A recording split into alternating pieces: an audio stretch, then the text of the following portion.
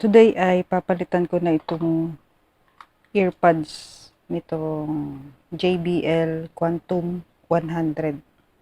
Tsaka itong dito sa kanyang headband. So ito yung nabili kong earpods replacement. Hindi siya ganun kaganda. Tsaka medyo manipis. So, kumpara ko dito sa original, ayan siya. Manipis. Pero, itatry ko rin na ipalit dito. Okay. Tanggalin ko muna itong microphone. So, sa pagtanggal nitong itong earpods ay hindi mo na kailangan ng tools, ano. Bali, hilahin mo lang siyang gano'n.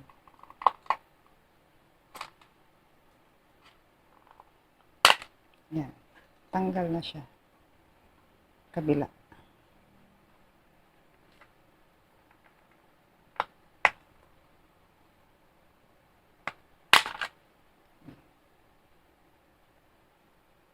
So, ito yung left. Bali, align mo lang siyang gano'n. And then, yan.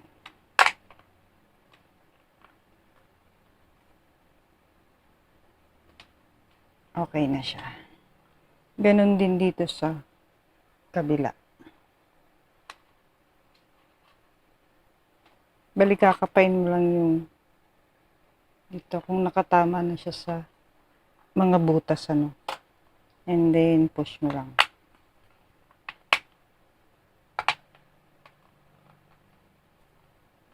Yan. Okay na. Dito naman sa may headband, ay hindi mo na rin kailangan ng tools. Kasi, pag sinungkit mo yan dito, may maliit na wire dito. Ito yan. Baka tamaan siya. So, ang gagawin lang ay ipupush lang itong magkabilang dulo. Ganyan. And then, tsaka, ipipress mo lang dito ng konti. And then, tsaka ipupush. Yan. Madali lang siyang tanggalin. So, push pa.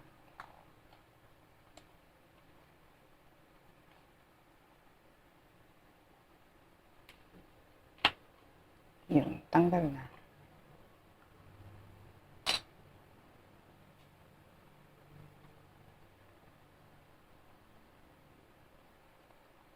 Pupush lang siya.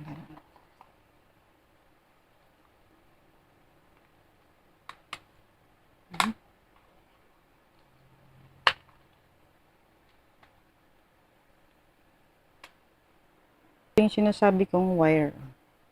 Kapag sinungkit mo yung ganun, and hindi mo alam kung saan nakapwesto, may tendency na maputol.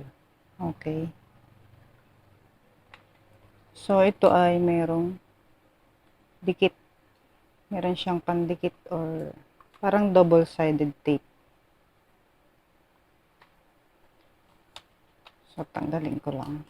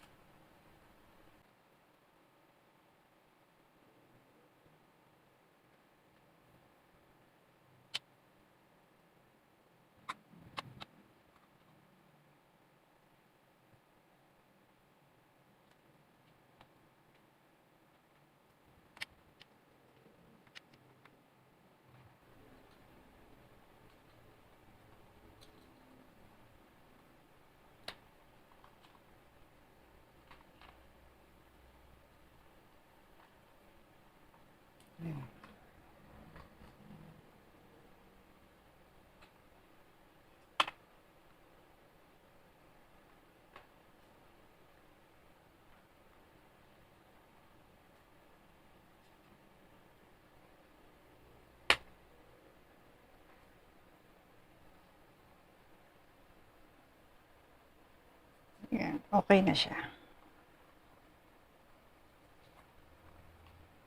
So, mas maganda na siyang tingnan.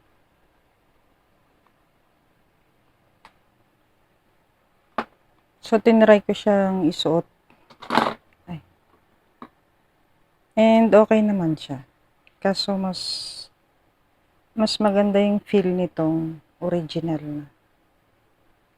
Mas malambot.